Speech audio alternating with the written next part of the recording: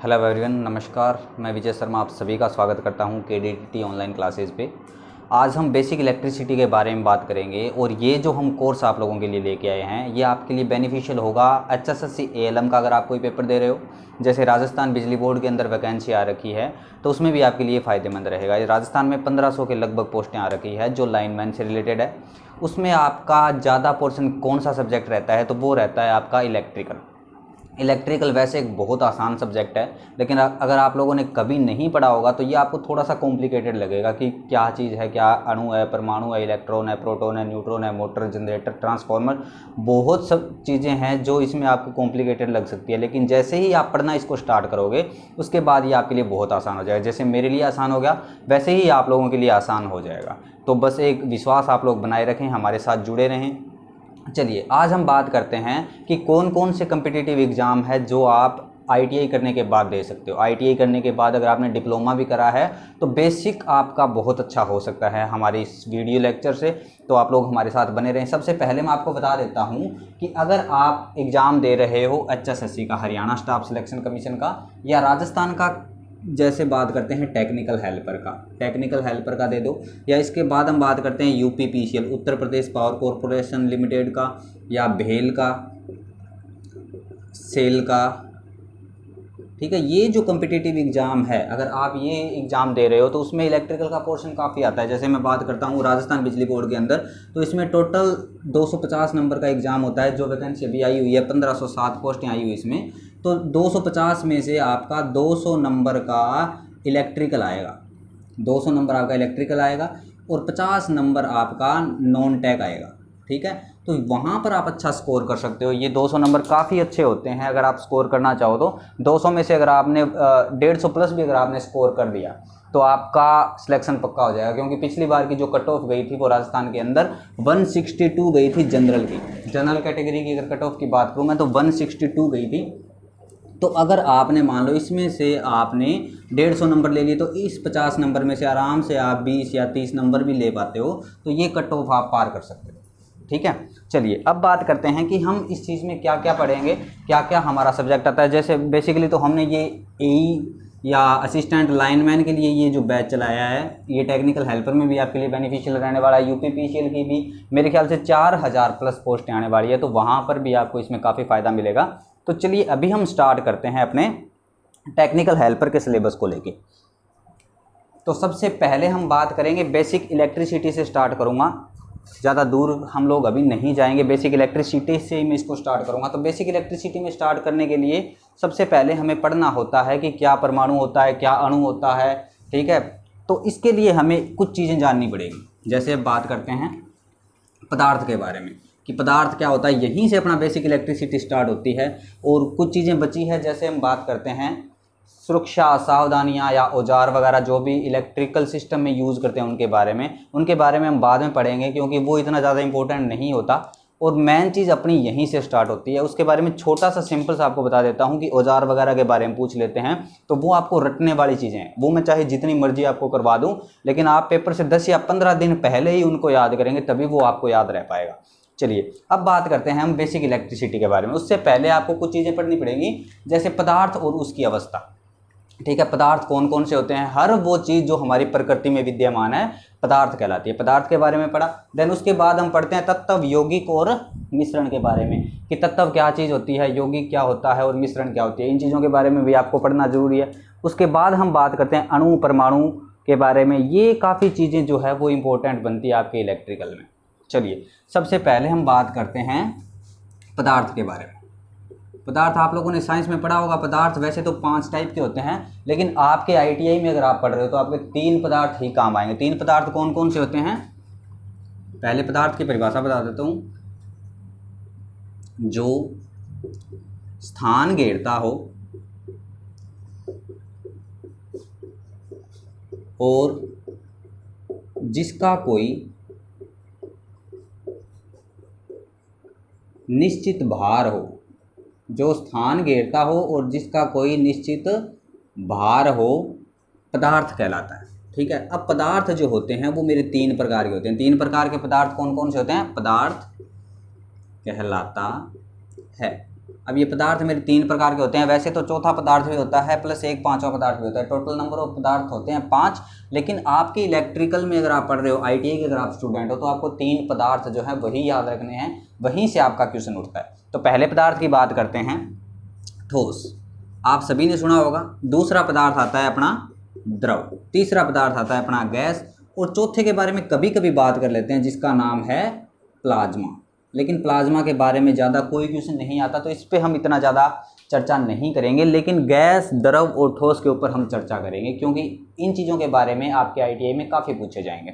चलिए, ठोस के बारे में, द्रव के बारे में, इनमें जो बेसिक अंतर है उसके बारे में आपको बता देता हूँ। तो ठोस क्या होता है, जो या जिसका निश्चित भार होता है, जिसका कोई निश्चित भार होता है, आकार होता है, जिसका कोई निश्चित आकार होता है, और जिसका निश्चित आयतन होता है, निश्चित आयतन होता है। अब भैया निश्चित भार, आकार और आयतन के बारे में पढ़ लिया। निश्चित भार तो सभी को पता है आपको कि भार को हम किस चीज़ से बात करेंगे, तो भार की जो हम बात करेंगे वो करेंगे द्रव्यमान से, यानी कि जिसका कोई निश्चित द्रव्यमान होगा, जिसका कोई वेट होगा, तो वो क्या कहलाता है, मेरा ठोस कहलाता है। ठोस का एग्जाम्पल आप लोगों ने लकड़ी देखी होगी, ठीक है। इस पर जब तक कोई बाहरी बल कार्य नहीं करता ठोस के ऊपर, तब तक वो क्या होता है कि इसका आकार चेंज नहीं होता। जैसे मान लो एक चेयर की बात कर लेते हैं, चेयर है मेरी एक स्टेबल पड़ी है, कोई दिक्कत नहीं है। अगर उसको, इसका क्या है, चेयर का कोई निश्चित भार है, बिल्कुल है। चेयर का कोई निश्चित आकार है, बिल्कुल उसको किसी ना किसी आकार में हम लोगों ने बनाया है। देन इसके बाद बात करते हैं कि निश्चित आयतन। आयतन होगा भैया, अगर आप चेयर को अगर मेरे कोचिंग सेंटर में रखते हो तो भी वो उतना ही स्थान घेरेगा। दूसरा क्या है, अगर उसको आपने किसी बस में रख दिया तो भी वो उतना ही स्थान घेरेगा। तीसरी हम बात करते हैं, चाहे अगर आपने उसको हवाई जहाज में रख दिया वो उतना ही स्थान घेरेगा। यानी कि उसका जो आयतन होता है वो क्या होता है, फिक्स होता है, उतनी ही जगह को वो घेरेगा। और तीसरी एक बात मैंने और बोली, जब तक उस पर कोई बाहरी बल नहीं लगाया जाता, जैसे चेयर की बात करते हैं, आपने उस पर कोई बाहरी बल लगाया और उसकी एक टांग तोड़ दी, तो अब वो उसी सेम कंडीशन में नहीं रही, क्योंकि अब उसकी एक टांग तोड़ दी, वो स्थान भी अलग तरीके से घेरेगी, ठीक है, और उसका वेट भी कुछ ना कुछ क्या हो गया, कम हो गया, स्टेबल नहीं रहा। यानी कि निश्चित उसका भार नहीं रहा, निश्चित उसका आयतन नहीं रहा, और निश्चित उसका आकार नहीं रहा। तो यानी कि ठोस कब तक रहता है, जब तक जिसका कोई निश्चित भार होता है, निश्चित आकार होता है, और जिसका निश्चित कोई आयतन होता है। अगर उसमें हम बदल देते हैं तो फोर्सफुली बदलने पर उसकी कंडीशन भी चेंज हो जाती है। आई होप कि आप लोगों को ये चीज़ समझ आई होगी। चलिए, अब नेक्स्ट बात करते हैं द्रव के ऊपर। द्रव क्या होता है, द्रव तो आप सभी को पता है। द्रव क्या होता है, जैसे कोई भी तरल पदार्थ हो गया, पानी की बात कर लेते हैं, तेल की बात कर लें, कोई भी तरल पदार्थ हो गया, तो वो सारे के सारे मेरे क्या होते हैं, द्रव होते हैं। अब द्रव में क्या क्या चीज़ें फिक्स होती है, आप लोग भी बता सकते हो। जैसे अभी मैं द्रव की बात करता हूँ, तो इसका निश्चित भार होता है, बिल्कुल निश्चित भार होता है इसका, ठीक है, निश्चित भार होता है। चाहे आपने 1 लीटर पानी लिया, उसको एक बोतल में रख दिया, तो भी वो 1 लीटर रहेगा। चाहे आपने उसको एक बाल्टी के अंदर डाल दिया, पानी को बोतल से निकाल के आपने क्या कर दिया, बाल्टी के अंदर डाल दिया, उस कंडीशन में भी क्या रहेगा, उसका वेट तो 1 लीटर ही रहना है, ठीक है। तीसरी अब बात करते हैं कि भैया आकार होता है क्या, पानी का कोई आकार होता है, पानी का कोई आकार नहीं होता। उसको जिस बर्तन में हम डालेंगे वो उसी का आकार ले लेगा। लाइक बात करते हैं कि जैसे 1 गिलास पानी है मेरे पास, उस 1 गिलास पानी को अगर मैंने किसी कटोरे में डाल दिया, ठीक है, तो उसने क्या कर दिया, उस कटोरे का आकार ले लिया। दूसरी अब बात करते हैं, अगर मान लो मेरे पास जो पानी है उसको मैंने एक बोतल के अंदर रख दिया, तो बोतल के अंदर रखने के बाद क्या कर दिया, जो जिस आकार की वो बोतल बनी थी उसी आकार को उसने क्या कर लिया, ग्रहण कर लिया, ठीक है। तो अब क्या आ गया, निश्चित भार होता है, निश्चित आकार नहीं होता, निश्चित आकार नहीं होता, इसका कोई फिक्स आकार नहीं होता, निश्चित आकार नहीं होता है, ठीक है। अब नंबर 3 के बारे में बात करते हैं भैया। निश्चित भार हो गया, निश्चित आकार नहीं होता, प्लस निश्चित आयतन तो होता है इसका, ठीक है, निश्चित आयतन होता है, ठीक है। अब यहाँ से क्वेश्चन कैसे बनते हैं वो सारी चीज़ मैं आपको बताऊंगा। पहले हम थोड़ा सा गैस के ऊपर और चर्चा कर लेते हैं, देन उसके बाद हम बात करते हैं कि इस पे किस हिसाब से आपसे क्वेश्चन पूछे जा सकते हैं। अब बात करते हैं गैस के बारे में, एग्जाम्पल ले लेते हैं इसका। तो इसका एग्जाम्पल क्या होगा, जल हो गया H2O, ठीक है, तेल हो गया, जो भी तरल पदार्थ होगा वो इसका एग्जाम्पल में आ जाएगा। नेक्स्ट बात करते हैं जिसका कोई निश्चित भार होता है, जिसका कोई निश्चित आयतन होता है। एग्जाम्पल की बात करते हैं लकड़ी, ठीक है, लोहा, कोई भी ठोस पदार्थ हो सकती है, कोई भी चीज़, जैसे मान लो बात कर लेते हैं पत्थर, ठीक है, ये पत्थर वगैरह जो भी होते हैं ये सारे के सारे मेरे क्या होते हैं, ठोस होते हैं। नेक्स्ट हम बात करते हैं गैस के बारे में। तो भैया गैस क्या कहलाती है मेरी, ठीक है, जिसका कोई निश्चित भार तो होता है, लिख लो, इसका निश्चित भार होता है, परंतु आकार व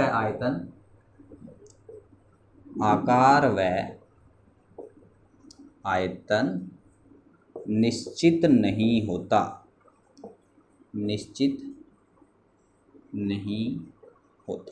ठीक है। कैसे, देखो निश्चित भार तो होता है, चाहे तुम्हारे पास 5 लीटर का सिलेंडर है, उसमें भी तुमने 5 लीटर गैस भर रखी है, वही गैस तुम अगर 10 लीटर के सिलेंडर में भरोगे तो भी उसका वेट कितना रहेगा, 5 लीटर ही रहेगा। लेकिन आकार की बात करते हैं, उसका आकार कोई फिक्स नहीं होता। जैसे पानी को हम किसी बर्तन में डाल लेते हैं वो उसी का आकार ले लेता है, वैसे ही अगर तुमने गैस को किसी बर्तन में डाल दिया तो वो उसी बर्तन का आकार ले लेगी। अगर छोटे सिलेंडर में डाला है तो वो छोटे सिलेंडर का आकार ले लेगी, अगर तुमने उसको बड़े सिलेंडर में डाल दिया तो वो बड़े सिलेंडर का आकार ले लेगी। अब बात करते हैं आयतन के बारे में। तो भैया इसका आयतन निश्चित नहीं होता, अगर तुमने सिलेंडर में कंप्रेस करके उसको डाल दिया तो वो उतनी सी जगह में सिमट जाएगी, लेकिन अगर जैसे ही तुमने उसको खुला छोड़ दिया किसी कमरे में तो वो पूरे कमरे में फैल जाएगी। समझ रहे हो बात को। तो ये क्या होता है कि भैया इसका निश्चित भार तो होता है, लेकिन इसका आकार भी निश्चित नहीं होता और इसका आयतन भी निश्चित नहीं होता। और गैस के बारे में तो आप जानते ही हो कि गैस कौन कौन सी होती है। एग्जाम्पल के तौर पर अगर हम गैस लें तो O2 ले सकते हो आप, H2 ले सकते हो आप, N2 ले सकते हो आप, CO2 ले सकते हो आप, कोई भी गैस ले सकते हो जो वातावरण में चल रही है, एथेन, मेथेन, जितनी पता नहीं कितने टाइप की गैसें होती है, नाइट्रोजन, ऑक्सीजन, हीलियम, तो सारी की सारी जितनी भी गैसें होती है वो क्या आती है, मेरी गैसीय पदार्थ में आती है। नेक्स्ट हम बात करते हैं एक पदार्थ की अवस्था और होती है प्लाज्मा। अब प्लाज्मा क्या होती है, तो ये आयनीकृत गैसों का समूह होती है। प्लाज्मा का मैं सिर्फ आपको एग्जाम्पल ही समझा सकता हूँ कि प्लाज्मा क्या चीज़ होती है। तो प्लाज्मा का अगर एग्जाम्पल मैं आप लोगों को समझाऊँ तो प्लाज्मा का एग्जाम्पल हो सकता है मेरा, प्लाज्मा का एग्जाम्पल अगर हम लें तो प्लाज्मा ये होता है आयनीकृत गैसों का समूह है, ठीक है, आयनीकृत गैसों का समूह क्या कहलाता है, गैसों का समूह है, प्लाज्मा कहलाता है। और एग्जाम्पल की अगर बात करूँ तो स्पार्किंग जो होती है, स्पार्किंग देखिए आप लोगों ने, जब भी तार अपन टच करते हैं तो उनमें कोई ना कोई स्पार्किंग होती है, तो वो क्या कहलाती है, मेरी प्लाज्मा के अंदर आती है। इसके अलावा मेरी एक गैस और होती है, एक पदार्थ की जो है वो किस्म और होती है, ठोस, द्रव और गैस के अलावा, तो उसको बोलते हैं BEC, ठीक है, बोस आइंस्टाइन कंडेंसेंट। अब ये कौन सी होती है, तो ये वो होती है अगर मान लो मेरे पास एक छोटा सा कण है, ठीक है, जिसके अंदर कोई ना कोई प्रकार की एनर्जी है। अब मैंने क्या करा, वो छोटा सा कण अगर मैंने कहीं रख दिया तो पूरे पदार्थ को क्या कर देगा, एनर्जेटिक कर देगा। तो वो आता है BEC, ठीक है, बोस आइंस्टाइन कंडेंसेंट। वो क्या करता है, एक छोटा सा पदार्थ भी अगर मैं किसी एनर्जेटिक कण का लूंगा और उस कण को अगर मैंने किसी के पास रख दिया तो वो पूरे उस कण को क्या कर देगा, एनर्जेटिक कर देगा। तो वो क्या कहलाता है, मेरा बोस आइंस्टाइन कंडेंसेट। यानी इसी प्रकार से होती है जैसे ठोस, द्रव और गैस और प्लाज्मा है, ये प्लाज्मा का एग्जाम्पल होता है। प्लाज्मा की तरह ही एक पदार्थ की अवस्था होती है। समझ आया, आशा करता हूँ कि आप लोगों को ये चीज़ समझ आई होगी, ठीक है। उसके बाद हम पढ़ेंगे तत्व यौगिक और मिश्रण के बारे में। अगर प्लाज्मा का अगर आपसे बोस आइंस्टाइन कंडेंसेट इसके बारे में अगर इसका एग्जाम्पल पूछ ले तो इसका एग्जाम्पल आता है बोजोन गैस, ठीक है। तो इसका एग्जाम्पल क्या आता है, मेरा बोजोन गैस आता है, ठीक है। अगर ये चीज़ आपसे पूछ ली जाए तो आप बोजोन गैस जो है वो इसका एग्जाम्पल दे सकते हो। चलिए अब बात करते हैं तत्व, यौगिक और मिश्रण के बारे में कि भैया तत्व क्या होता है, यौगिक क्या होता है और मिश्रण क्या होता है, ठीक है। चलिए ये काफ़ी इंपॉर्टेंट चीज़ें आती है आगे अपनी, तत्व, यौगिक, मिश्रण, ये सारी की सारी चीज़ें आपके पेपर में पूछी जा सकती है। इन चीज़ों का आप साथ के साथ स्क्रीनशॉट भी ले सकते हो। और मैं तो आप लोगों को यही बोलूँगा कि प्लीज़ आप नोट्स बनाएं, क्योंकि नोट्स बनाओगे, अपने हाथों से लिखोगे सारी चीज़ें, तो भैया ये चीज़ें तुम्हें याद होगी, ठीक है। वैसे पढ़ लिया बस सिर्फ क्लास लगा ली, क्लास लगाने से कुछ नहीं होता, आप लोगों को नोट्स प्रिपेयर करनी पड़ेंगे। अगर ये चीज़ें सारी मेरे याद हुई है तो मेरी मेहनत लगी है इस चीज़ में याद करने में। मैंने सिर्फ यूट्यूब पे वीडियो देखे या ऐसा कुछ नहीं हुआ कि मुझे सारी की सारी चीज़ें याद होगी, या मुझे टेक्निकल जो पेपर में आने वाली थ्योरी है वो मुझे सिर्फ वीडियो देख के आई है, ऐसा कुछ नहीं है। मेहनत करिए इसके लिए, ठीक है। आप लोगों को भी 1 बार 2 बार 5 बार 10 बार पढ़ना पड़ेगा। जितना ज़्यादा आप पढ़ोगे हर बार कुछ ना कुछ आपको नया सीखने को मिलेगा। तो ज़्यादा से ज़्यादा आपकी यही कोशिश रहनी चाहिए कि जितने भी आपको यहाँ पे मैं बोर्ड पे करवाऊँ वो सारी की सारी चीज़ें आप लोग क्या करो, नोट्स बनाओ उनके प्रॉपर। अगर आप उनके प्रॉपर नोट्स बनाते हो तो उसी बेस पे आपको सारी की सारी चीज़ें याद होगी और आपका कोई भी कंपटीशन होगा आप निकाल पाओगे जिसमें टेक्निकल आएगा। और मेरी कोशिश यही रहेगी कि मैं जो भी आपको कोर्स दूँ उसमें 80% से ऊपर आपका टेक्निकल एग्ज़ाम में मिल जाए, ताकि आप लोग भी खुश रहें उस चीज़ से। पर उसके साथ साथ आपको एक प्रॉमिस करना पड़ेगा कि आपको कंटिन्यूसली पढ़ते रहना पड़ेगा, किताबें नहीं छोड़नी है। टेक्निकल हेल्पर वैकेंसी जो है वो अभी आने वाली है, सितंबर में उसका जो है हो जाएगा रिलीज़। तो आप लोग इस चीज़ को ध्यान रखें कि जो भी टेक्निकल हेल्पर की आप तैयारी कर रहे हो, 1507 पोस्टें हैं, या एएलएम की तैयारी कर रहे हो, असिस्टेंट लाइनमैन की, या पंजाब बिजली बोर्ड वगैरह किसी की भी, तो आपके लिए फ़ायदेमंद वो चीज़ रहेगी। अब मैं बात करता हूँ कि क्या क्या चीज़ें जो है वो इससे अलावा आपसे पूछ सकता है बेसिक इलेक्ट्रिसिटी के बारे में, ठीक है। यहाँ से तो पूछ लेते हैं, यहाँ से सिर्फ इतना सा क्वेश्चन आता है कि जो स्थान घेरता है, निश्चित जिसका भार होता है, निश्चित जिसका आकार होता है, और निश्चित ही जिसका आयतन होता है, यानी कि फिक्स, ठीक है। तो वो क्या कहलाता है, तो वो मेरा क्या कहलाता है, ठोस कहलाता है। जिसका निश्चित आकार तो होता है, निश्चित आकार नहीं होता, जिसका निश्चित भार तो होता है और निश्चित आयतन भी होता है, तो वो मेरा क्या कहलाता है, द्रव कहलाता है। द्रव में कई चीज़ें आती है, तेल आ गया, पानी आ गया, ठीक है। प्लस नेक्स्ट बात करते हैं कि जिसका निश्चित कोई वेट तो होगा लेकिन ना उसका निश्चित आकार होगा और ना ही उसका कोई निश्चित द्रव्यमान होगा, तो वो चीज़ मेरी क्या कहलाएगी, द्रव कहलाएगी। अब प्लाज्मा के बारे में बात करते हैं, तो प्लाज्मा भी क्या होता है, आयनीकृत गैसों का समूह होता है। और प्लाज्मा वो चीज़ है जिसको पदार्थ की कंडीशन में रखा जाता है, लेकिन नॉर्मली हम उस चीज़ को नहीं जानते, ठीक है। तो स्पार्क वगैरह के बारे में बात कर लेते हैं। तो स्पार्क क्या होती है, प्लाज्मा की कंडीशन में आती है। और उसके बाद आया है अपना बोस आइंस्टाइन कंडेंसेंट, यानी BEC। BEC क्या होता है, तो पदार्थ की ये वो अवस्था होती है जिसमें अगर मान लो मैंने एक छोटा सा एनर्जी का कण रख दिया तो वो भी क्या कर देगा, पूरे के पूरे पदार्थ में क्या कर देगा, मेरा एनर्जेटिक कर देगा उसको। आशा करता हूँ कि ये चीज़ आप लोगों को समझ आ गई होगी। चलिए अभी हम बात करते हैं तत्व, यौगिक और मिश्रण के बारे में, ठीक है। तत्व, यौगिक और मिश्रण, ठीक है। तत्व क्या होता है, यौगिक क्या होता है और मिश्रण क्या होता है, इनकी ज़रूरत हमें कहाँ पे पड़ती है, ठीक है। तत्व को बोलते हैं एलिमेंट, इसको इंग्लिश में बोला जाता है एलिमेंट, इसको बोला जाता है कंपोनेंट, और इसको बोला जाता है मिक्सचर, इसको बोला जाता है मिक्सचर। अब तत्व क्या चीज़ होते हैं, तो तत्व होते हैं एक ही प्रकार के परमाणुओं से मिले पदार्थ। यहाँ लिख लेते हैं हम, अलग अलग बना लेते हैं इसका। ये होता है मिश्रण, ठीक है, यानी कि मिश्रण। अब तत्व क्या होता है, एक ही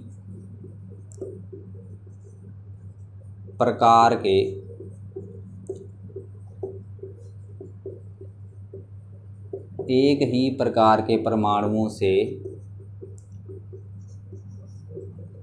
मिलकर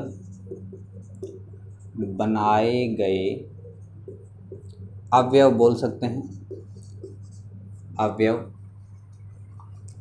तत्व कहलाते हैं। तत्व यानी कि एलिमेंट कहलाते हैं।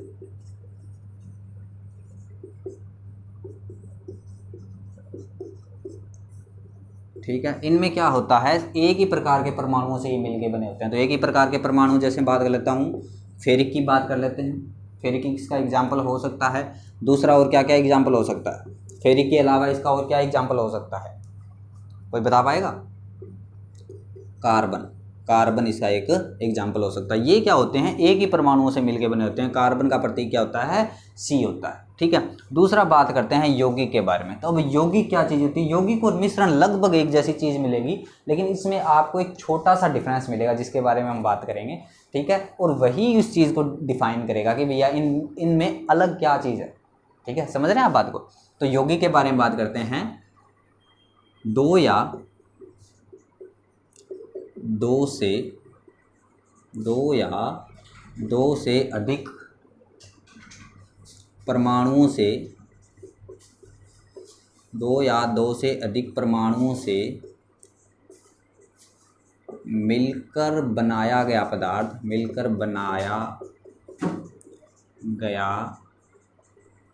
पदार्थ यौगिक कहलाता है, परंतु इनको रासायनिक अभिक्रिया द्वारा मिलाया जाता है। रासायनिक अभिक्रिया द्वारा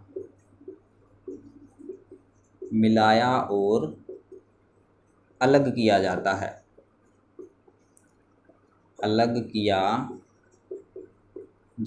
इनको हम क्या कर सकते हैं, केमिकल रिएक्शन के थ्रू ही हम इसको क्या कर सकते हैं, मिला सकते हैं, और उसी के थ्रू हम इसको क्या कर सकते हैं, अलग कर सकते हैं। ठीक है, और कोई ऑप्शन नहीं है इनको मिलाने का या अलग करने का, इनको सिर्फ केमिकल रिएक्शन के थ्रू ही हम ये चीज़ कर सकते हैं। चलिए अब बात करते हैं कि इसका एग्जाम्पल क्या हो सकता है। तो अगर इसका एग्जाम्पल लूँ मैं तो H2O इसका एग्जाम्पल हो सकता है। जल के अंदर क्या होता है, दो मॉलिक्यूल होते हैं मेरे हाइड्रोजन के और एक होता है मेरा ऑक्सीजन का। जब हाइड्रोजन और ऑक्सीजन दोनों को मिला दिया जाता है तब जाके मेरा क्या बनता है, जल बनता है। अब नेक्स्ट बात करते हैं मिक्सचर के बारे में। मिक्सचर क्या होता है, मिक्सचर का मतलब हो गया कि कई चीज़ों को मिलाना, मिश्रण बोल सकते हैं। जैसे आपने मैथ वगैरह में पढ़ा होगा मिक्सचर वगैरह के बारे में कि इतने गिलास पानी है, इसको इसमें मिला दिया, ये कर दिया, वो कर दिया, तो हम उसको क्या करते हैं, भौतिक रूप से मिलाया जाता है। यहाँ पर यौगिक में हमने क्या मिलाया है, दो या दो से ज़्यादा परमाणुओं को हमने किस में मिलाया है, रासायनिक अभिक्रिया के द्वारा मिलाया है, यानी केमिकल रिएक्शन करवाई है, तब जाके मेरा क्या बना है, H2O बना है। ठीक है, अगर मिक्सचर की बात करूँगा तो इनको मैं केमिकल रिएक्शन नहीं करवाऊंगा, भौतिक रिएक्शन करवाऊंगा। भौतिक रिएक्शन की अगर मैं बात करूँ तो भौतिक विधि से मिलाऊंगा। जब दो या दो से अधिक परमाणुओं को भौतिक रूप से मिलाया जाता है, भौतिक रूप से मिलाया जाता है। भौतिक रूप से मिलाए जाने का एक एग्जाम्पल बता देता हूँ मैं आपको। एग्जाम्पल ले सकते हैं इसका अपन पीतल। ठीक है, पीतल को हम क्या करते हैं, भौतिक रूप से मिलाया जाता है। पीतल में दो अणु होते हैं।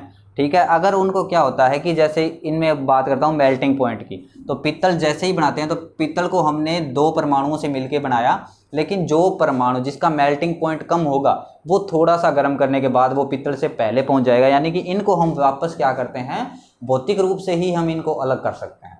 ठीक है, अगर इसके मैं एक और एग्जांपल दूं तो आप लोग घरों में यूज करते होंगे, दाल वगैरह करते हैं, दाल चावल सबको मिलाते हैं हम फिजिकल रूप से। ठीक है, उनको क्या कर दिया, जैसे दाल ले लिया, चावल ले लिया, या कोई भी हम लोगों ने चीज़ें ले ली, उनको हम लोगों ने क्या कर लिया, एक पानी के अंदर मिक्स कर लिया। ठीक है, फिर भी वो अलग अलग दिखते रहेंगे, उनको मिलाया तो है हमने भौतिक रूप से, लेकिन जब उनको गर्म कर देते हैं तो जो दलिया वगैरह बन जाता है अपना, ठीक है, उसको हम लोग क्या कर सकते हैं, उसको हम अलग नहीं कर सकते। ठीक है, तब जाके ये अपना केमिकल हो जाता है, लेकिन तब तक क्या होता है, ये मेरा भौतिक रूप से मिलके बना होता है। ठीक है, तो मिक्सचर के बारे में आप लोगों ने समझ लिया होगा। मिक्सचर का अगर एग्जाम्पल की मैं बात करूं तो एग्जाम्पल होता है इसका पीतल। यौगिक की अगर मैं बात करूं कंपोनेंट की, तो दो या दो से ज़्यादा परमाणुओं को मिलकर बनाया जाता है। और क्या कैसे मिलाते हैं इसको, रासायनिक अभिक्रिया द्वारा ही इसको मिलाया जाता है, और रासायनिक अभिक्रिया के द्वारा ही हम इसको क्या कर सकते हैं, अलग कर सकते हैं। आई होप कि आप लोगों को समझ आया होगा। ठीक है, इसका एक एग्जाम्पल और भी ले सकते हैं आप। जैसे एग्जाम्पल दूसरा ले लेते हैं, तेल प्लस जल का मिश्रण। ठीक है, अगर आप तेल की बूंद के ऊपर पानी के ऊपर अगर हम तेल की बूंद डाल देते हैं तो वो वैसे तो भौतिक रूप से मिले होते हैं, लेकिन अलग अलग भी दिखते हैं दोनों की दोनों चीज़ें। ठीक है, तो उसमें क्या होता है, दोनों की दोनों चीज़ें अलग अलग भी दिखती रहती है, तो ये कंडीशन भी हो सकती है। चलिए नेक्स्ट अब बात करते हैं अणु वगैरह के बारे में कि भैया अणु क्या होता है, परमाणु क्या होता है।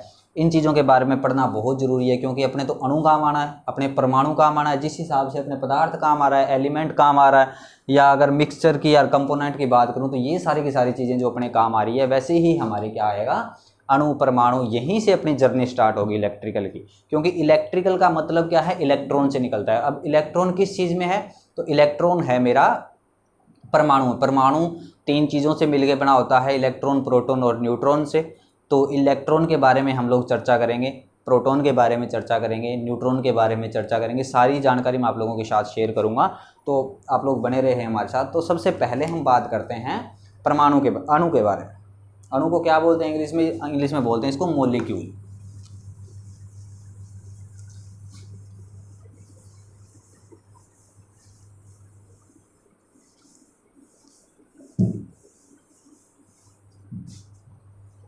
चलिए अभी हम बात करते हैं अणु के बारे में। अणु, इसको क्या बोला जाता है, मॉलिक्यूल, इंग्लिश में बोलते हैं इसको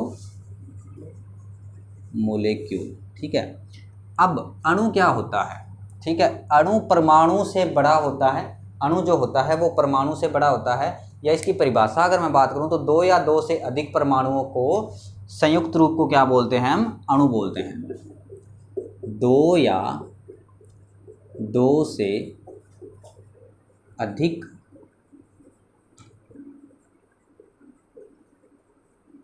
परमाणुओं के संयुक्त रूप को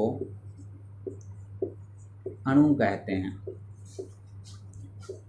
अणु कहते हैं। ठीक है, अब अणु किसको बोलते हैं, जब 2 या 2 से ज़्यादा परमाणुओं को मिलाया जाता है तो इसको हम क्या कहते हैं, अणु कहते हैं। ठीक है, यह स्वतंत्र अवस्था में भी रह सकता है, यह स्वतंत्र अवस्था में विद्यमान रह सकता है। ठीक है, ये प्रकृति में मेरा क्या है, स्वतंत्र अवस्था में भी विद्यमान रह सकता है। एग्जाम्पल की बात करूं, एग्जाम्पल ले लो भैया आप, ईंट। ठीक है, सिंपल सी भाषा में समझ जाओगे कि जब एक ईंट होती है मेरी, ठीक है, उस ईंट को मैंने क्या कर दिया, तोड़ दिया। ईंट को तोड़ दिया तो वो 2 भागों में डिवाइड होगी, फिर उन 2 भागों को और तोड़ दिया मैंने, तो वो छोटे छोटे भागों में डिवाइड होगी। एक कंडीशन ऐसी आ जाती है मेरे ईंट की, जब उसका सिर्फ रेता बचता है या उसका चूरा सा बचता है जिसको मैं आगे नहीं तोड़ सकता, तो वो चीज़ क्या कहलाती है, मेरी अणु कहलाती है। उन्हीं अणुओं से मिलकर मेरे क्या बना है, पदार्थ बना है। और पदार्थ मेरा क्या है, ईंट। ईंट मेरी क्या है, एक पदार्थ है जो मेरे उन्हीं अणुओं से मिलकर बनी होती है। तो एक सिंपल सी ट्रिक मैं आप लोगों को बताऊंगा, जैसे ही मैं अणु परमाणु ये सारी चीज़ खत्म कर लूँ, देन उसके बाद हम उसी चीज़ पे चर्चा करेंगे।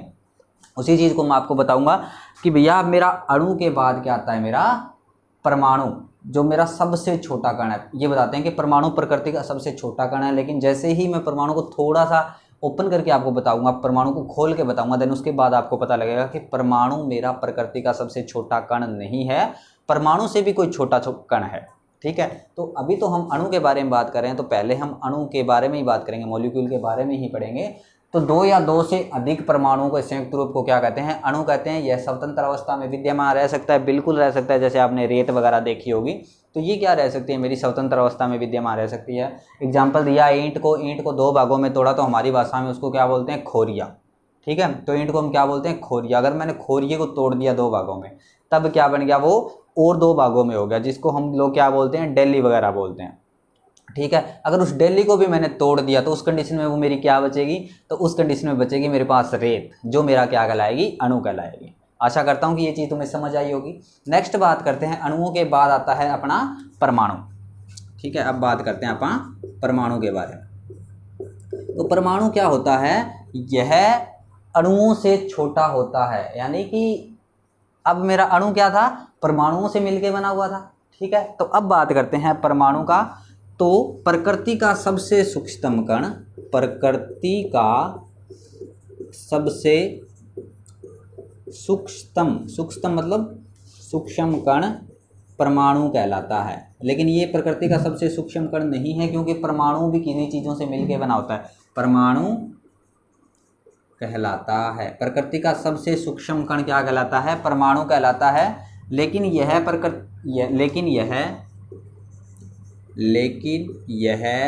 स्वतंत्र अवस्था में नहीं पाया जाता। ठीक है, नहीं पाया जाता। क्या आपने कभी सुना है कि हाँ नहीं पाया जाता, कि वहाँ पे इलेक्ट्रॉन घूम रहा था, वहाँ पे प्रोटॉन घूम रहा था? किसी ने नहीं सुना होगा ना। ये जो केमिकल जिन्होंने पढ़ा है, जिसने ITI करी है, डिप्लोमा बीटेक वगैरह, या और कोई भी डिग्री वगैरह जिसके पास साइंस रही होगी, उस बच्चे ने अणु परमाणु के बारे में सुना है, बाकी किसी ने नहीं सुना होगा। लेकिन ये ईंट खोरिया वगैरह के बारे में सब लोगों ने सुना है। ठीक है, चलिए अभी हम बात करते हैं। तो ये क्या होता है, प्रकृति का सबसे छोटा कण होता है, लेकिन ये स्वतंत्र अवस्था में नहीं पाया जाता। इसको रासायनिक क्रिया के द्वारा ही इसको रासायनिक क्रिया के द्वारा ही इसको रासायनिक क्रिया के द्वारा ही जोड़ा या अलग किया जाता है। ठीक है, ये चीज़ आप लिख सकते हैं। अब इसका एग्जाम्पल ले लेंगे, परमाणु के एग्जाम्पल के बारे में। परमाणु का तो कोई एग्जाम्पल ले सकते हो आप। आवर्त सारणी बनाई है, आवर्त सारणी में टोटल कितने तत्व हमें अब तक मिले हैं। ठीक है, तो ये सारी की सारी चीज़ें हम इसमें ही शेयर करेंगे। तो सबसे पहले मैं एक चीज़ और बता देता हूँ आपको, कुछ इंपॉर्टेंट चीज़ें हैं जिनके बारे में बता देता हूँ कि किसी तत्व का, अगर मान लो कोई परमाणु किसी तत्व के साथ जुड़ा हुआ है, तो इसकी जो एक्सपायरी डेट मैं बता सकता हूँ कि लाखों साल तक चल सकता है। लेकिन अगर किसी परमाणु को किसी तत्व से अलग कर दिया जाए तो उसका जीवन काल मात्र 0.02 माइक्रोसेकंड रह जाता है, यानी कि 1 सेकंड का भी लगभग 20 लाखवां भाग आप मान सकते हो। ठीक है, तो इसका जीवन काल, अगर वो अपनी फैमिली के साथ जुड़ा हुआ है तो इसका जीवन काल काफ़ी लंबा हो सकता है। लेकिन जैसे ही वो अपनी फैमिली से अलग हो जाता है, उसके बाद उसका जीवन काल क्या हो जाता है, 0.02 माइक्रोसेकंड रह जाता है, यानी कि बहुत कम हो जाता है। तो अगर आपसे ऐसा कोई क्वेश्चन आ जाए कि किसी परमाणु का जो जीवन काल है वो किसी तत्व से अलग होने के बाद कितना रहता है, तो 0.02 माइक्रोसेकंड रह जाता है। ठीक है, चलिए अभी हम बात करते हैं नेक्स्ट अभी हम बात करेंगे परमाणु के आकार की। तो परमाणु के आकार की बात कर लेते हैं कि भैया परमाणु का आकार कितना होता है। तो परमाणु का आकार जो होता है वो होता है 1 × 10⁻⁻10 मीटर से लेके, यहाँ लिख देता हूँ मैं, परमाणु का आकार 1 × 10⁻10 मीटर से लेकर 5 × 10⁻⁻10 मीटर तक हो सकता है। यानी कि इसका जो आकार होता है ये बहुत छोटा होता है, बिल्कुल। तभी तो हम इसको सूक्ष्म आंखों से नहीं देख पाते, क्योंकि ये जो आकार की अगर मैं बात करूं, 10⁻⁻10 का मतलब होता है 1 के बट्टे में आप लिख लो, मान लो कि नीचे 10 जीरो लगानी है आपको। ठीक है, अगर आप 1 में 10 जीरो का भाग दोगे तो बहुत छोटा आकार आप लोगों को इसका पता लगेगा। तो यानी कि इसका आकार क्या होता है, बहुत ज़्यादा कम होता है। चलिए अब बात करते हैं कि भैया परमाणु की खोज किसने की थी, किसने परमाणु के बारे में बताया था। तो परमाणु के बारे में 400 ईसा पूर्व डेमोक्रिटस ने परमाणु के बारे में बताया था। 2000 साल तक तो यही प्रचलन में रहा था। इसी ने बताया था कि प्रकृति में ऐसा कोई कण है जिसका नाम परमाणु दिया गया है, ऐसा कुछ। ठीक है, 2000 साल तक यही चलता रहा। बाद में साइंस ने और खोज करी, और साइंस जो है वो दिनों दिन तरक्कियां करती जा रही है, नई नई खोजें करती जा रही है। अब तो ऐसी मशीनें वगैरह बना ली है जिससे कृत्रिम तत्व भी बना लिए गए हैं। तो साइंस की जो तरक्की है वो लगातार बढ़ती ही जा रही है। चलिए आगे हम बात करते हैं आधुनिक थ्योरी के बारे में, परमाणु के बारे में क्या बताया गया है। आधुनिक थ्योरी में आगे चल के ये चीज़ बताई गई, जैसे मैंने आपको बताया कि परमाणु जो है वो प्रकृति का सबसे सूक्ष्म कण नहीं है। आधुनिक थ्योरी में बताई गई ये चीज़। ठीक है, तो भैया सबसे सूक्ष्म कण क्या है। अगर परमाणु प्रकृति का सबसे छोटा कण नहीं है तो सबसे छोटा कण क्या है। तो मेरा जो परमाणु है वो तीन कणों से मिलके बना है। परमाणु 3 प्रकार के कणों से मिलकर बना है। 3 प्रकार के कणों से मिलकर बना है। अब ये 3 प्रकार के कण कौन कौन से हैं। तो 3 प्रकार के कणों के बारे में आप लोगों ने पढ़ा होगा, इलेक्ट्रॉन, प्रोटॉन और न्यूट्रॉन के बारे में। तो पहला आता है भैया इलेक्ट्रॉन, ठीक है, दूसरा आता है मेरा प्रोटॉन और तीसरा आता है मेरा न्यूट्रॉन। इनकी खोज इनका वेट, ये चीज़ें बड़ी इंपॉर्टेंट है, ठीक है। इनका आवेश काफ़ी बार एग्जाम में पूछा गया है, इनके आवेश के बारे में, इनके वेट वगैरह के बारे में पूछा गया है। कौन सा तत्व है जो इनमें सबसे हल्का है, कौन सा तत्व है जो इनमें सबसे भारी है, इस पर भी काफ़ी क्वेश्चन आए हैं, तो इसी पे हम चर्चा करेंगे। और एक इनके चार्ज के बारे में भी बहुत बार पूछा गया है। तो इस पर क्या होता है, इस पर नेगेटिव चार्ज होता है, ये जो होता है ऋणात्मक होता है, इस पर नेगेटिव चार्ज होता है, ठीक है। दूसरा क्या होता है, प्रोटॉन, प्रोटॉन पे क्या होता है, इस पे पॉजिटिव चार्ज होता है, पॉजिटिव चार्ज होता है, ठीक है। और ये क्या होता है, ये आवेश रहित होता है, या इस पे किसी भी प्रकार का कोई चार्ज नहीं होता, आवेश रहित होता है, यानी इस पे क्या होता है, मेरा किसी भी प्रकार का कोई चार्ज नहीं होता। अब बात करते हैं कि भैया इसको याद करने का एक ट्रिक क्या है कि किसकी खोज किसने करी। तो एक ट्रिक बताता हूँ आपको, ईंट पर मार, सिंपल सी ट्रिक बताता हूँ, ठीक है। तो ईंट मतलब क्या है, इलेक्ट्रॉन, इलेक्ट्रॉन की खोज किसने की, टी मतलब थॉमसन, यानी कि थॉमसन नाम था उस वैज्ञानिक का, लेकिन उसको क्या बोला जाता है, इंग्लिश में थॉमसन बोला जाता है। तो इलेक्ट्रॉन की खोज किसने की, इसकी खोज थॉमसन ने की, थॉमसन ने की, ठीक है। ये काफ़ी बार एग्जाम में पूछा गया है कि किसकी खोज किसने करी है, तो ये चीज़ याद रखना, ईंट मतलब इलेक्ट्रॉन, टी मतलब थॉमसन, यानी कि ईंट, इलेक्ट्रॉन की खोज किसने की, थॉमसन, इंग्लिश में नाम क्या आता है इसका, थॉमसन आता है भैया, थॉमसन ने की। परमार का मतलब क्या होता है, परमार का मतलब आता है, पर का मतलब प्रोटॉन, प्रोटॉन की खोज किसने की, रैफोर आपको याद रखना है, रदरफोर्ड, ठीक है। तो इसकी खोज रदरफोर्ड ने की, ठीक है। इसकी खोज किसने की, यहाँ पे रदरफोर्ड ने की। नेक्स्ट आता है मेरा न्यूट्रॉन। अब न्यूट्रॉन पे बात करते हैं, तो भैया इसकी खोज किसने की,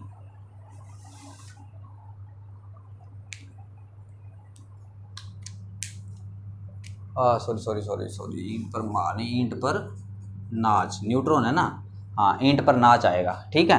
तो एन से क्या बन गया मेरा, न्यूट्रॉन, न्यूट्रॉन की खोज इसकी किसने की, इसकी खोज जेम्स चैडविक, ठीक है, चैडविक ने करी, ठीक है। जेम्स चैडविक नाम का एक वैज्ञानिक था जिसने क्या करी थी, अब मेरे न्यूट्रॉन की खोज की थी। ये अगर आप साइंस भी पढ़ रहे हो तो किसी भी कम्पिटिटिव एग्जाम में साइंस में भी यहाँ से क्वेश्चन बनता है, ठीक है। एक बार इसको थोड़ा सा दोबारा आप रिपीट कर लेते हैं। याद रखने का तरीका मैंने आपको बता दिया, सिंपल से तरीके से आप याद रख सकते हो। मेरा ऐसा था कि कोई और ट्रिक याद आ गई थी बीच में। तो परमाणु 3 प्रकार के कणों से मिलकर बना होता है। अब ये 3 प्रकार के कण कौन कौन से होते हैं, तो इलेक्ट्रॉन, प्रोटॉन और न्यूट्रॉन होते हैं। इलेक्ट्रॉन पे क्या होता है, नेगेटिव चार्ज होता है। और इलेक्ट्रॉन की खोज अगर आपसे पूछ ले किसने करी, तो इलेक्ट्रॉन की खोज की थी थॉमसन ने, ठीक है। ईंट, ई मतलब इलेक्ट्रॉन, टे मतलब थॉमसन मतलब थॉमसन नाम के वैज्ञानिक ने करी थी, ठीक है। दूसरा आता है प्रोटॉन। तो प्रोटॉन की खोज किसने करी थी, सोचिए, प्रोटॉन पर क्या होता है, मेरा पॉजिटिव चार्ज होता है। और प्रोटॉन की खोज किसने की थी, रदरफोर्ड ने करी थी। नेक्स्ट आता है मेरा न्यूट्रॉन। तो न्यूट्रॉन क्या होता है, इस पर किसी भी प्रकार का कोई चार्ज नहीं होता, नो चार्ज होता है।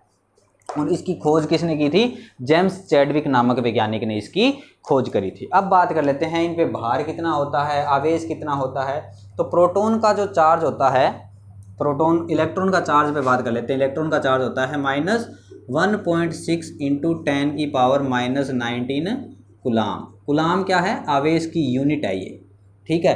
तो इसका आवेश कितना होता है, 1.6 × 10⁻⁻19 कूलाम। ये चार्ज किसका होता है, इलेक्ट्रॉन का होता है। इलेक्ट्रॉन के बाद हम बात करते हैं प्रोटॉन की। तो प्रोटॉन पर कितना चार्ज होता है, तो प्रोटॉन पे सेम ही चार्ज होता है, पर प्लस में होता है +1.6 × 10⁻⁻19 कूलाम। प्रोटॉन पे भी मेरा क्या होता है, प्लस में ये चार्ज होता है। और ये क्या होता है, इस पे किसी भी प्रकार का कोई चार्ज होता ही नहीं है।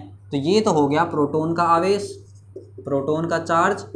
ये हो गया इलेक्ट्रॉन का चार्ज, और न्यूट्रॉन पर क्या होता है, इस पे किसी प्रकार का कोई चार्ज होता ही नहीं है। नेक्स्ट एक क्वेश्चन आता है कि भैया प्रोटॉन का द्रव्यमान कितना होता है और इलेक्ट्रॉन का द्रव्यमान कितना होता है और न्यूट्रॉन का द्रव्यमान कितना होता है। तो प्रोटॉन और न्यूट्रॉन का द्रव्यमान लगभग बराबर होता है 1.672 इंटू 10 की पावर माइनस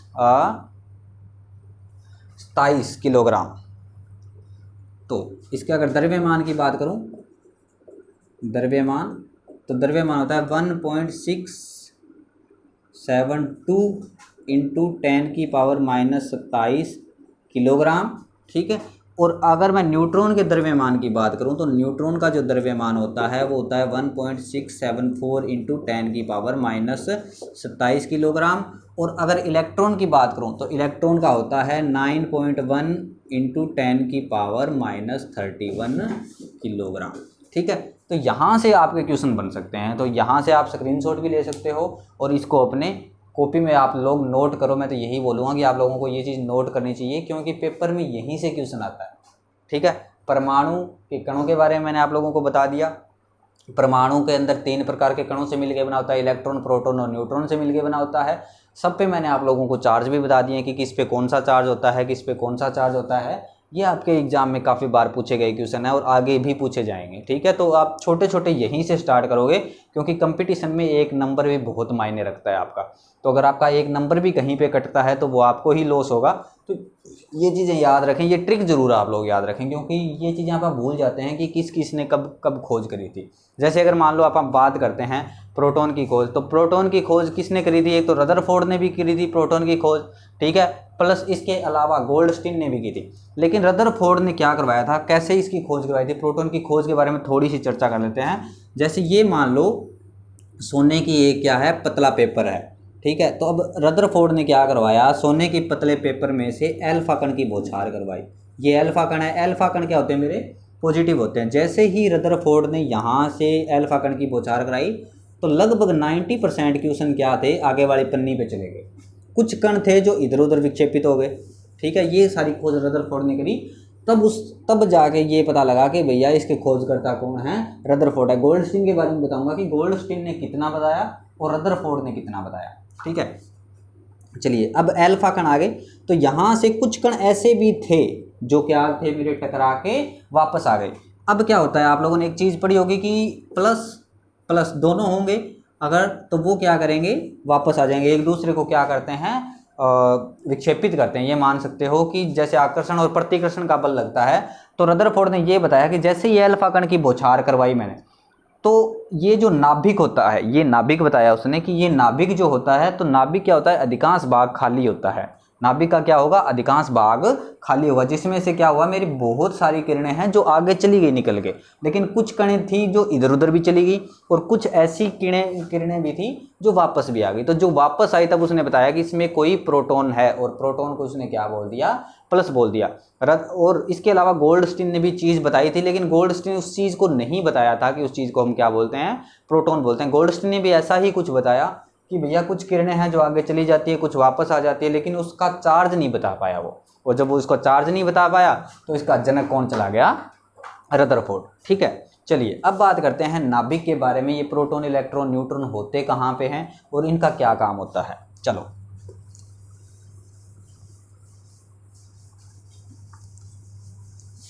अब प्रोटॉन, इलेक्ट्रॉन, न्यूट्रॉन के बारे में बता देता हूँ। परमाणु क्या चीज़ होती है, अणु क्या चीज़ होती है, सारी चीज़ें एक बार फिर से हम कर लेते हैं। तो सबसे पहले आता है मेरा पदार्थ।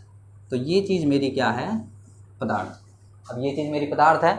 पदार्थ बना होता है मिलके किस चीज़ों से, तत्व यौगिक जो भी थे तीनों के तीनों, या पदार्थ को मैं ये मान सकता हूँ कि भैया ये बने मेरे अणुओं से, ठीक है। पदार्थ मेरा किससे मिलके बना है, अणुओं से। और पदार्थ मिलके बना है अणुओं से, अणु मिलके बने हैं मेरे परमाणुओं से, ठीक है। ये मिलके बने हैं मेरे परमाणुओं से। अब परमाणुओं के बारे में बात करते हैं। परमाणु बने हैं मेरे 3 चीज़ों से मिलके, इलेक्ट्रॉन, प्रोटॉन पॉजिटिव चार्ज, और न्यूट्रॉन जो जिस पे किसी भी प्रकार का कोई चार्ज नहीं है, ठीक है। तो ये क्या होता है, नेगेटिव, ये होता है मेरा पॉजिटिव, और ये होता है नो चार्ज, यानी इस पर मेरा किसी भी प्रकार का कोई चार्ज नहीं होता, ठीक है। समझ आ गई बात। तो ये क्या होता है, नेगेटिव चार्ज होता है, ये पॉजिटिव चार्ज होता है, और इस पर मेरा किसी भी प्रकार का कोई चार्ज नहीं होता। अगर संरचना की बात करूं तो ये हो गई मेरी परमाणु संरचना, ठीक है, ये होती है मेरी परमाणु संरचना। अब परमाणु संरचना क्या है, इस चीज़ को बोला है नाभिक। जो रदरफोर्ड जिस चीज़ को बता पाया था, जो खाली स्पेस जो बता पाया था, तो रदरफोर्ड ने इस चीज़ को क्या बताया कि भैया ये जो जगह है ये मेरी क्या है, नाभिक है, जिसके अंदर क्या होता है, मेरा प्रोटॉन और न्यूट्रॉन है। लेकिन जब तक रदरफोर्ड ने इसकी खोज करी थी तब तक सिर्फ प्रोटॉन ही जो अस्तित्व में था, न्यूट्रॉन अस्तित्व में था ही नहीं उस टाइम पे। न्यूट्रॉन अस्तित्व में आया 1932 के अंदर, और रदरफोर्ड ने जो खोज की थी वो करी थी 11 के अंदर, ठीक है। तो उस टाइम तक ये चीज़ें थी नहीं। अब क्या हुआ, इलेक्ट्रॉन के बारे में बात करते हैं। तो इलेक्ट्रॉन क्या करते हैं, इलेक्ट्रॉन लगाते हैं कक्षाओं में चक्कर, ठीक है। इलेक्ट्रॉन जो है मेरे इलेक्ट्रॉन्स हैं, ये क्या करते हैं, कक्षाओं में चक्कर लगाते हैं, चारों ओर कक्षाओं में चक्कर लगाएंगे। ये भाग जो है ये नाभिक है, और ये क्या है, मेरे इलेक्ट्रॉन है। इलेक्ट्रॉन का ये एक बोर मॉडल भी है जिसके बारे में हम चर्चा करेंगे कि किस कक्षा में कितने इलेक्ट्रॉन हो सकते हैं, किस में कितने इलेक्ट्रॉन्स हो सकते हैं। ये वैसे तो साइंस का सब्जेक्ट होता है, केमिस्ट्री वगैरह में पढ़ते हैं बच्चे, लेकिन ITA वाले हो, आपका लेवल हमें पता है कि आप 10वीं तक ही पढ़े हो, उसके बाद आपने मेरे ख्याल से या तो आर्ट्स ले ली होगी, BA वगैरह के स्टूडेंट होंगे, ठीक है। तो शायद आप लोगों ने ये चीज़ें नहीं पढ़ी होगी। कोई बात नहीं, अगर नहीं पढ़ी तो इतना डीपली आपको पढ़ने की ज़रूरत भी नहीं है। आपको सिर्फ इतना सा पढ़ना है कि आपका पेपर पास हो जाए और आप लाइन में लग जाओ। आपको कुछ नहीं करना, आपको सिर्फ एक नौकरी चाहिए सरकारी, और उसके अलावा आपको ना आपको रदरफोर्ड बनना है, ना नील आर्मस्ट्रॉन्ग बनना है, आपको कुछ नहीं बनना। आपको सिर्फ टेक्निकल हेल्पर या असिस्टेंट लाइनमैन की वैकेंसी आ रखी है, बस उसी में अच्छा आप स्कोर करें और आप वो जॉब लग जाएं। बस आपका इतना सा एम है इस टाइम पे, जो बच्चे मेरे साथ पढ़ रहे हैं, ठीक है। आशा तो मैं यही करूँगा कि आप IAS YAS भी बनो, लेकिन अभी जो सब्जेक्ट आप पढ़ रहे हो वो आपको IAS YAS नहीं बनाएगा, वो सिर्फ आपको या तो लाइनमैन बना देगा, या ITA इंस्ट्रक्टर वगैरह की वैकेंसी अगर आप दे रहे हो तो वहाँ पर आपको नौकरी लगवा सकता है, ठीक है। तो इसी उद्देश्य के साथ बढ़ते हैं कि अभी हमें फोकस करना है टेक्निकल हेल्पर पे, HSSC ALM पे। ये जो पेपर है सभी में कॉमन सिलेबस होता है इलेक्ट्रिकल का। ये मत सोचना कि क्या इलेक्ट्रिकल में किसी और चीज़ में पढ़ूँ। जैसे मैं अभी मेरे बच्चे थे जो पंजाब बिजली बोर्ड का पेपर दे के आए थे, ठीक है, तो इनके जो क्वेश्चंस आए हैं उनके मैंने क्वेश्चन देखे हैं। पंजाब बिजली बोर्ड के जो भी बच्चे थे, बड़ा सिंपल सा पेपर आ रखा था, और जितना मैंने पढ़ाया था बच्चों को लगभग 80% क्वेश्चन उसी में से आ रखे थे, ठीक है। ऐसा हो सकता है कुछ बच्चों के साथ कि उनको पढ़ने में कुछ मिस्टेक हो गई हो, ऐसा कुछ हो, वो अलग बात है। क्योंकि जैसे आप हरियाणा के बच्चे थे या राजस्थान के बच्चे थे, तो वो पेपर था इंग्लिश में और पंजाबी में आ रहा था, ठीक है। तो इंग्लिश आप लोगों ने नहीं पढ़ी होगी और पंजाबी भी आप लोगों ने मेरे ख्याल से ज़्यादा नहीं पढ़ी होगी, तो आपको लैंग्वेज समझने में दिक्कत हो सकती है, जिसके कारण आपका पेपर ना निकल पाए। अदरवाइज 80% क्वेश्चन, जैसे मेरे पास पंजाब के कुछ बच्चे थे तो उन्होंने बताया कि सर 80% वही क्वेश्चन आए जो आप नहीं कर पाए थे, ठीक है। 80+ ही थे, क्योंकि पेपर बड़ा सिंपल सा था वो, ठीक है। चलिए अब बात करते हैं जो रदरफोर्ड का जो मॉडल है। ये जो मॉडल हम रदरफोर्ड का पढ़ रहे हैं, ये रदरफोर्ड ने किस हिसाब से बताया, तो ये हमारे सौरमंडल से मिलता जुलता है। सौरमंडल से मिलता जुलता की अगर मैं बात करूं तो जैसे सूर्य के चारों ओर सारे ग्रह मेरे चक्कर लगाते हैं, वैसे ही क्या करते हैं, ये नाभिक है, नाभिक के चारों ओर क्या करते हैं, इलेक्ट्रॉन चक्कर लगाते रहते हैं। तब रदरफोर्ड का जो ये मॉडल था ये अपने सौरमंडल से मिलता जुलता बताया गया। चलिए नेक्स्ट अब बात करते हैं इलेक्ट्रॉन, प्रोटॉन और न्यूट्रॉन के बारे में पढ़ लिया। एक क्वेश्चन और आता है कि इलेक्ट्रॉन का वेट कितना होता है और प्रोटॉन का वेट कितना होता है और न्यूट्रॉन का वेट कितना होता है। तो सबसे ज़्यादा जो भार होता है भैया, सबसे ज़्यादा भार होता है मेरे न्यूट्रॉन का, ठीक है। भले ही 0.2 ही ज़्यादा हो, लेकिन भार सबसे ज़्यादा किसका होता है, इसका भार होता है। दूसरे नंबर पे इसका आता है, और सबसे हल्का जो है वो मेरा क्या आता है, इलेक्ट्रॉन आता है। अब इलेक्ट्रॉन के बारे में बात कर लेते हैं कि प्रोटॉन कितना गुना भारी है, इलेक्ट्रॉन कितना गुना भारी है। तो प्रोटॉन जो है वो 1845 गुना भारी है इलेक्ट्रॉन से। कहीं पर आपको 1840 गुना भी लिखा मिल सकता है, कहीं पे आपको 1845 गुना भी मिल सकता है। लेकिन एक चीज़ ध्यान रखना, दोनों ऑप्शन में एक साथ कभी भी नहीं आते। अगर दोनों ऑप्शन में आ जाते हैं तो आप लगा सकते हो ऑब्जेक्शन उस क्वेश्चन पे। बाकी ध्यान रखना कि जहाँ पे हाथी तुलते हैं वहाँ पे कुत्ते बिल्ली ऐसे कान में निकल जाते हैं, ठीक है, ध्यान रखना। तो वही चीज़ है कि ये 1845 गुना या 1840 गुना ही भारी आप लोगों को यहाँ पे मिलेगा। आशा करता हूँ कि ये चीज़ समझ आई होगी। अब आगे बढ़ें तो हमारा 1-1 घंटे का लेक्चर जो रहेगा उसमें आप लोगों का मैं ये मानता हूँ एस्टिमेट कि लगभग 100 घंटे का अगर हम लेक्चर करते हैं तो उसमें आपकी इलेक्ट्रिकल थ्योरी पूरी कंप्लीट हो जाएगी, जिसमें मैं उस चीज़ को काउंट नहीं कर रहा जैसे आपका औजार वगैरह का चैप्टर हो गया, वो मैं आपको नोट्स दे दूंगा और नोट्स आपको इतने अच्छे से प्रिपेयर मिलेंगे कि उसमें आपको ये फ़ायदा मिल जाएगा कि एक बार पढ़ते ही चीज़ें याद हो जाएगी। जैसे हम बात कर लेते हैं थोड़ी सी सुरक्षा सावधानियों के बारे में बात कर लेते हैं कि उसमें से किस प्रकार के क्वेश्चन पूछे जाते हैं।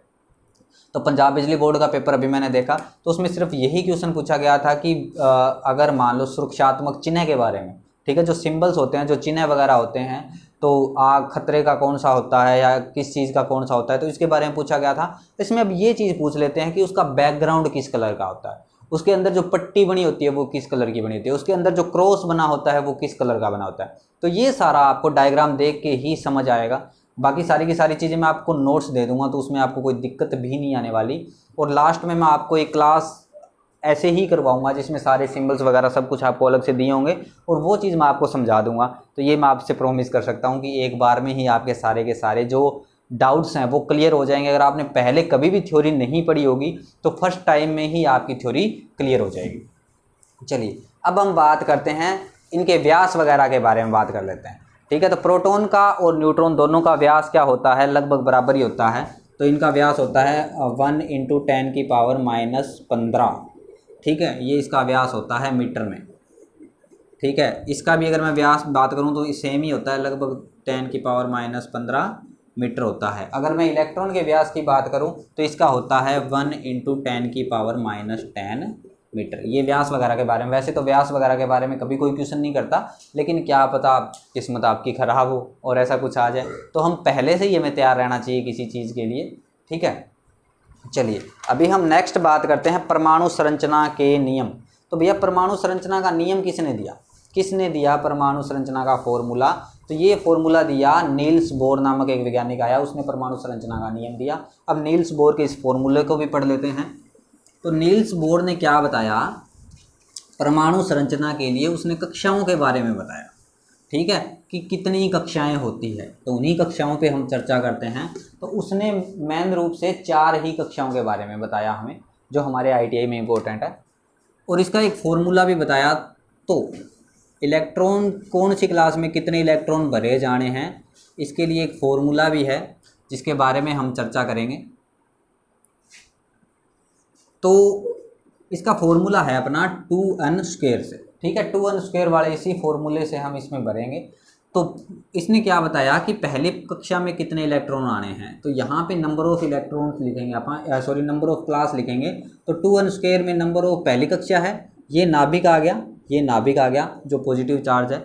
नाभिक के बाद ये पहली कक्षा, दूसरी कक्षा, तीसरी कक्षा और ये चौथी कक्षा। तो पहली कक्षा में 2 × n की जगह 1 का स्क्वायर यानी कि 2, यानी कि पहली कक्षा में मेरे कितने इलेक्ट्रॉन भरे जाने चाहिए, तो पहली कक्षा में इलेक्ट्रॉन भरूंगा मैं 2।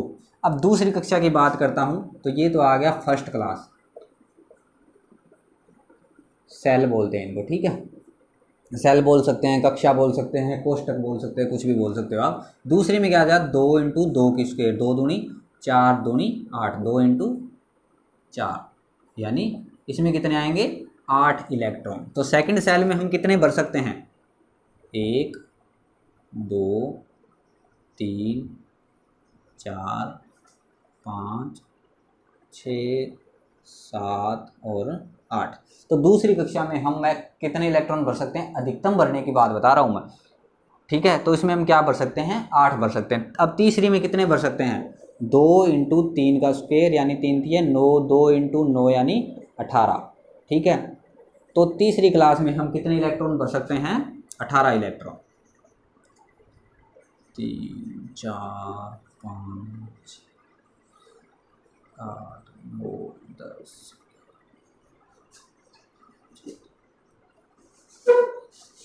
18। ठीक है, तीसरी कक्षा में 18 भर सकते हैं। और चौथी क्लास में हम कितने भर सकते हैं 2 × 4 स्क्वायर, 4 चौके 16 दूनी 32, यानी कि इसमें हम भर सकते हैं 32 इलेक्ट्रॉन। ठीक है, तो अंतिम क्लास में ज़्यादा से ज़्यादा हम कितने इलेक्ट्रॉन भर सकते हैं 32, लेकिन इसके साथ साथ कुछ शर्तें भी लगा दी।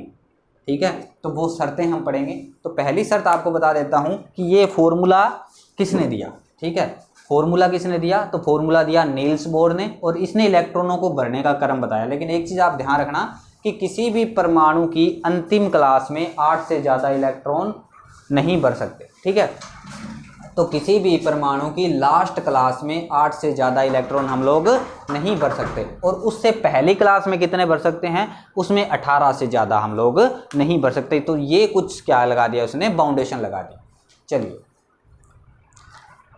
अब बात करते हैं कि हमारे जो इलेक्ट्रॉन होते हैं दो प्रकार की गतियां भी करते हैं, ठीक है। अब इलेक्ट्रॉन है, आप लोगों ने करंट की परिभाषा पढ़ी होगी, तो करंट की परिभाषा क्या थी, flow of electrons are current, यानी कि इलेक्ट्रॉन के प्रवाह को क्या बोला जाता है, करंट बोला जाता है या धारा बोली जाती है, ठीक है।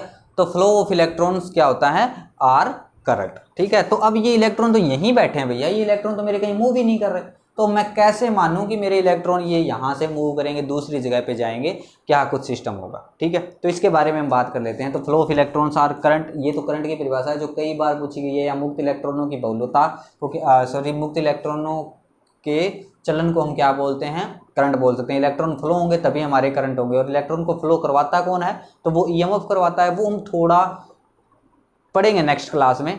अभी तो एक बार इसी के बारे में हम चर्चा कर लेते हैं, ठीक है। तो उसने एक चीज़ तो ये बताई कि अंतिम क्लास में हम 8 से ज़्यादा इलेक्ट्रॉन नहीं भर सकते, उससे पहली क्लास में हम 18 से ज़्यादा इलेक्ट्रॉन नहीं भर सकते। पहली क्लास में 2 इलेक्ट्रॉन आएंगे और क्रम यही रहेगा, ठीक है। कुछ केस हैं जैसे हाइड्रोजन 1 नंबर पे आता है मेरा, ठीक है। तो हाइड्रोजन के अंदर क्या होता है, मेरा एक ही इलेक्ट्रॉन होता है, तो वो अपवाद होते हैं, ठीक है। अपवाद हर जगह पे होते हैं, तो इसी में भी है। अब बात करते हैं कुछ तत्व वगैरह के बारे में, भैया कितने तत्व हैं, कितने क्या कुछ हैं, उसके बारे में बात कर लेते हैं। तो प्राकृतिक रूप से 94 तत्व हैं, और कम बनाए हुए कृत्रिम तत्व कितने हैं, 24 है। तो टोटल मिला के अब अभी अपनी प्रकृति के अंदर जो टोटल तत्व है 124 है, ठीक है। जो आप पीरियोडिक टेबल आप लोगों ने पढ़ी होगी, आवर्त सारणी पढ़ी है, तो आवर्त सारणी में इस चीज़ के बारे में सारा कुछ बताया गया है। चलिए अभी हम बात कर लेते हैं इलेक्ट्रॉन की गतियां। भैया इलेक्ट्रॉन जो होता है वो मेरी 2 प्रकार की गतियां करता है। तो एक गति होती है मेरी चक्रण गति, और एक होती है कक्षीय गति। अब चक्रण गति क्या होती है, जैसे ये है, तो इसको मैं क्या करता हूँ, एक ही जगह पे लट्टू की तरह घुमाऊंगा, ठीक है। लट्टू की तरह घूमता रहेगा एक ही जगह पे। जैसे आपने चक्री देखी होगी, होली दिवाली के अंदर आप लोगों ने चक्रियाँ वगैरह चलाई होंगी, तो उसमें क्या होता है, एक ही जगह पे वो जो चक्री घूमती रहती है वो चक्रण गति कहलाती है। और एक गति होती है कक्षीय गति, जैसे ये यहाँ से चलता हुआ कक्षाओं में घूमता रहेगा। अगर मेरा इलेक्ट्रॉन अपनी ही दूरी पे घूम रहा है तो वो होगी चक्रण गति, और अगर इलेक्ट्रॉन मेरा है वो कक्षाओं में चक्कर लगा रहा है तो वो क्या कहलाएगी, मेरी कक्षीय गति, ठीक है। इसके बारे में हम चर्चा करेंगे नेक्स्ट क्लास में। आप लोग क्लास को शेयर कर दें, वीडियो अगर आप लोगों को पसंद आए तो ज़रूर अपने दोस्तों के साथ शेयर करें।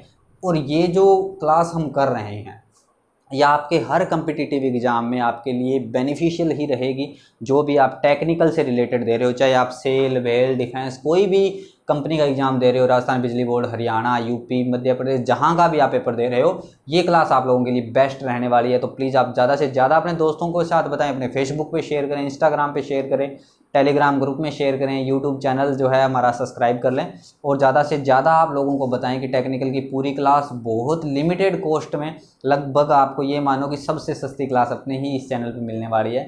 तो प्लीज़ आप लोग ज़्यादा से ज़्यादा शेयर करें। Thank you so much. जय हिंद, जय भारत।